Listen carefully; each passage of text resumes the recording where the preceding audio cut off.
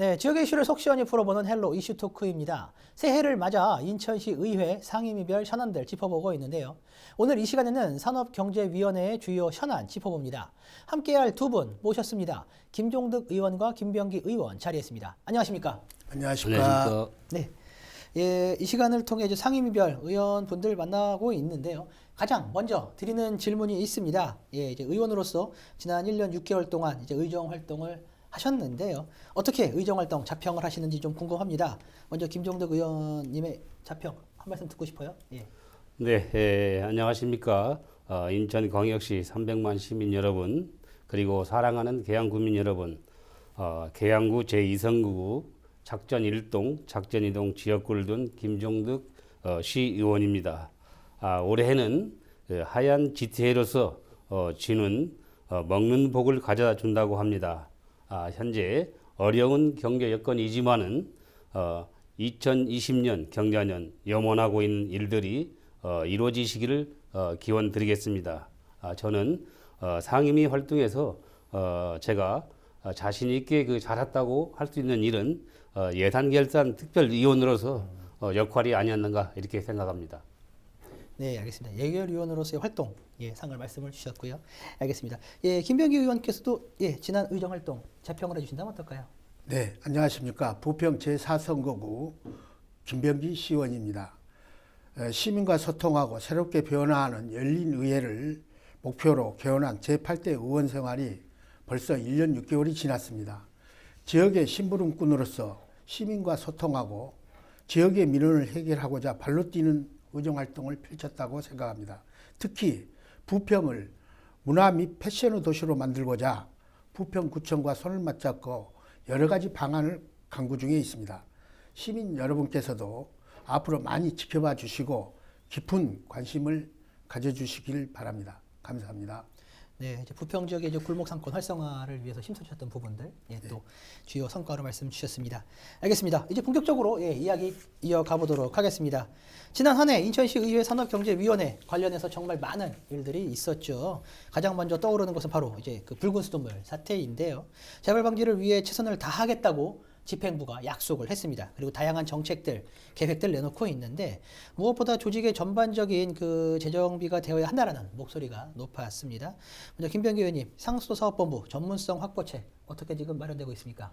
네, 작년 우리 인천은 적수 사태로 인해 인천 시민 여러분께 큰 혼란과 심려를 끼쳐드렸습니다. 적수 사태는 충분히 막을 수 있는 사항이었음에도 불구하고 상수도 사업본부 여러 가지 문제로 발생한 인재였다고 생각합니다. 이후 인천시는 이러한 일이 재발되지 않도록 여러 가지 조치를 취하였고 그 중에 하나로 상수도 혁신위원회를 출범시켰습니다. 네, 그렇죠. 지난 7월 25일부터 12월 31일까지 6개월간 25명의 위원들이 세 가지 분과 시민소통 제도 분과 조직 재정 요금 분과 기술 분과로 구성하여 상수도 분야의 전체적인 사항에 대한 혁신 방안을 마련하였습니다. 첫 번째 단기과제, 두 번째 중기과제, 세 번째 장기과제를 도출하였으며 조직 및 요금 체계 개선 등 개선 방안을 수립하여 박남춘 시장에게 건의안을 제출하였고 현재 이를 뒷받침하기 위해 조례 개정안을 시의회에 제출하였습니다. 네. 앞으로 상수도에 깊은 관심을 가지고 인천 시민 여러분들이 믿고 마실 수 있는 상수도를 만들 수 있도록 최선을 다하겠습니다. 네, 집행부에서도 이제 시민들이 이제 수질 상태라든가 이런 어떤 흐름들을 충분히 알 수 있도록 이제 투명하게 운영하겠다라고 약속을 했는데요. 말씀 주셨던 것처럼 그런 부분들이 제대로 실행이 될 수 있을지 저희도 예의주시해 보도록 하겠습니다. 네. 알겠습니다. 그리고 또 지난해부터 올해 이어오고 있는 가장 핵심적인 이슈 바로 이제 지역화폐 인천 이음카드입니다. 인천 이음카드 빼놓을 수 없는 이슈인데요. 지난해 인천 이음카드 굉장히 큰 호응을 불러일으켰습니다. 하지만 재정 문제로 이제 두 차례 캐시백 인하의 아픔을 또 겪었죠. 이에 새해에는 1% 올려 최종 4% 이율로 조율을 마무리했습니다. 근데 이를 두고서 이제 오락가락 행정 아니냐 하는 이런 시민사회의 어떤 목소리도 있었는데요. 이 부분에 대해서 이야기를 좀 나누고 싶어요. 먼저 김종득 의원님, 4% 요율 어떻게 보십니까? 네, 그간에 인천시 지역화폐 이음카드는 국비와 네. 지방비로 캐시백 예산을 충당하는 사업 구조 때문에 우리 인천시 재정에 상당한 부담으로 작용됐던 것은 사실입니다. 예, 그렇죠. 예. 예, 월 그 30만 원까지 결제액의 6%였던 캐시백을 3%로 조정에 이르게 되었고 네. 금년에도 캐시백 요율을 월 30만 원 이하는 4%, 네. 그리고 30만 원 초과는 50만 원 이하 2%, 50만 원 초과 100만 원 이하는 1%를 결정하였고 네. 캐시백의 인센티브를 강화해서 캐시백 지원의 한계를 극복하면서 시민들과 소상공인들에게 다양한 실질적인 그 혜택을 제공하고자 하는 노력이 있는 것으로 알고 있습니다. 네, 알겠습니다. 김병기 의원님께서는 이제 올해 인천 이음카드의 앞으로의 확대 이 부분에 대해서 어떻게 좀 보세요? 예, 저는 그 4%가 올해 예산액 대비 네. 적정하다고 생각합니다. 작년 처음 도입되었을 때 국비 4%, 시비 2%, 구비 4%로 약 10%의 캐시백으로 돌려주다 보니까 네. 사용액이 기하급수적으로 늘어났고 예산액도 당초 48억에서 2회 추경 시 83.8억, 3회 추경 시 596억으로 대폭 늘어나는 등 네네. 총 728억 원을 증액하였습니다. 네네. 그런데 이걸로도 되지 않아서 예. 이제 나중에는 캐시백을 인하했고 사용 한도를 감행하는 등 여러 가지 우여곡절이 좀 있다 보니까 네. 오락가락 행정이 아니냐 하는 말까지 있었던 걸로 알고 있습니다. 네. 올해는 이제 2조 5천억 원까지 이제 그 확대하겠다라는 이런 이야기인데 이를 위해서 예산 838억 원도 이미 인천시가 확보한 것으로 알고 있습니다. 이번에는 뭐 올해 작년과 같은 이런 그 예산 문제는 발생하지 않을 것으로 예상을 하시죠? 예, 예, 그렇습니다. 그 2조 5천억이 재정 투입이 되는 게 아니고 네. 그 2조 5천억 원이라는 것은 올해 발행 목표액, 즉 충전 금액을 2조 5천억을 목표로 하고 있다. 그런 뜻입니다. 그래서 인천 이음카드 정확한 효과를 파악하기는 어렵지만 네네. 그 작년 3, 4분기까지 효과만 놓고 본다면 역내 소비가 634억 원, 역외 소비 감소 359억 원, 시 부가가치세 세수 증대 744억 원 증대 등 여러 가지 효과가 있는 것으로 나타나고 있습니다. 네. 하지만 이음카드 혜택이 생산자나 공급자에게는 적고 소비자에게만 혜택이 집중되어 있다 보니까 네네. 그 조세가 세금이 투입되었을 때 네. 세금 승수 효과라든가 이런 문제에 있어서 좀 차이등은 있다고 보여지고요. 앞으로 좀 더 면밀한 분석과 검토를 한 후에 네. 이에 따라 재정 투입도 규모가 검토되어야 된다고 생각합니다. 네. 알겠습니다. 예, 이제 시에서는 단순히 캐시백뿐만 아니라 인천 이음 플랫폼을 이제 활용해서 다양한 부가 서비스나 기능들을 접목해서 향후 골목 상권 활성화를 위해서 자발적으로 이제 굴러갈 수 있게끔 이용해야 한다라는 이런 이야기도 하고 있는데 이 부분에 대해서 이제 김종덕 의원께서는 어떻게 보고 계세요? 그 예산 투입을 통한 네. 캐시백 지원에는 한계가 있는 만큼 그렇죠. 예. 플랫폼을 활용해서 인천 대표 브랜드를 육성하고 인천 굿즈 활성화, 지역 관광 상품 연계를 통한 인천 관광 상품 개발, 인천의 문화와 예술 공연 등 다양한 그 인천형 상품 네. 그 상품을 이음카드와 함께 연계해서 다른 부가 서비스 기능이 개선되고 네. 플랫폼 활성화된다면 이음카드는 전국을 대표하는 지역 화폐로서 성장할 수 있다고 보지 않는가 이렇게 생각합니다. 네. 부평계양도 이제 올해 3월부터 이제 지역 화폐를 도입하기로 했습니다. 그런데 기초지자체에서 추가로 주는 캐시백 혜택이 없습니다. 예, 뭐 이런 이유 때문에 왜 발행하는지를 좀 궁금하시는 시민분들도 많은데 이렇게 되면 이제 재정 자립도에 따라 1에서 2%의 추가 혜택을 주는 다른 자치구에 비교해 혜택을 적게 받기 때문에 뭐 이렇게 형평성에 문제가 있는 건 아니냐라고 이렇게 문제를 제기하는 이런 구민분들도 계셔요. 자치구의 자율성도 중요하다고 생각을 하긴 하는데 이 부분도 좀 의원님들의 생각이 좀 궁금합니다. 먼저 김종대 의원님 이 부분. 어떻게 네, 볼까요? 그 우리 계양구도 그 3월부터는 그 인천시와 동일하게 4%의 그 계약 이음 카드를 그 발행합니다. 네. 천억을 상당을 해서 약 3만 명이 연 그 350만 원 정도의 그 사용할 것으로 예상되며 특히 그 소상공인들에게는 그 0.5%의 그 카드 수수료를 지원할 예정인 걸로 알고 있고요. 네. 예. 2020년 현재 그 인천 이음 도입 3개구, 미추홀구, 연수구, 서구 중 이제 미추홀구를 제한 그 서구와 연수구가 이제 자체적으로 이제 30만 원 기준 시 지급 4%의 추가로 1%를 캐시백을 더 지원하겠다. 그렇죠. 예. 이래 했지만은 캐시백 차등 지급은 사실상 재원 마련이 어려운 기초 지자체에서. 군구에 따라서 네. 있기 때문에 차등 지급은 점차적으로 지양돼야 되지 않느냐 이런 생각이 되고요. 네네. 캐시백 지원이 아닌 지역 특성에 그 맞는 특화된 서비스 제공과 다른 인센티브 추가 방향을 강구해서 추진해 나간다고 생각을 하고 인센티브. 사실상 네. 그 역차별이 돼서는 안 된다고 생각합니다. 네. 그럼 혹시 뭐 생각하시는 인센티브 안이 있다면 혹시 어떤 것들이 좀 있으실까요?